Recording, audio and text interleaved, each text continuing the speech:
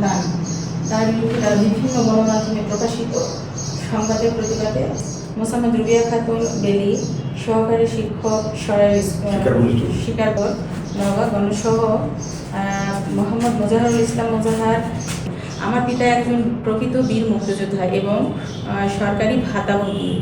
ধূলিসাৎ করার উদ্দেশ্যে আমার বাচ্চা ও আমার বিরুদ্ধে অপপ্রচার চালাচ্ছে। সেই আনন্দের ঘটনাকে তারা সাধারণ পাঠকের নিউজের সাথে আমাদের নামে অপপ্রচার চালিয়েছে এবং নওগাঁ সদর মডেল থানায় আমাদের প্রিয় সাংবাদিক ভাইরা, আপনারা আপনাদের লেখনের মাধ্যমে গত রমজানে কে বা কারা পটকা ফুটিয়েছে সেটাকে কেন্দ্র করে আমার বাচ্চাকে জমার যে একটা ফ্যামিলি বলতে যে একটা রেশ থাকে, সেই রেশকে কেন্দ্র করে তারা আমার বাচ্চার ভবিষ্যৎটাকে নষ্ট করে দেয়। আমার বাচ্চাকে দোষী করে তারা আমার বাচ্চার নামে মামলা দায়ের করেছে এবং সমাজে নানান কুকথা সৃষ্টি করে আমাকে সমাজে ছোট করার জন্য এবং আমার বাবা মাকে ছোট করার জন্য।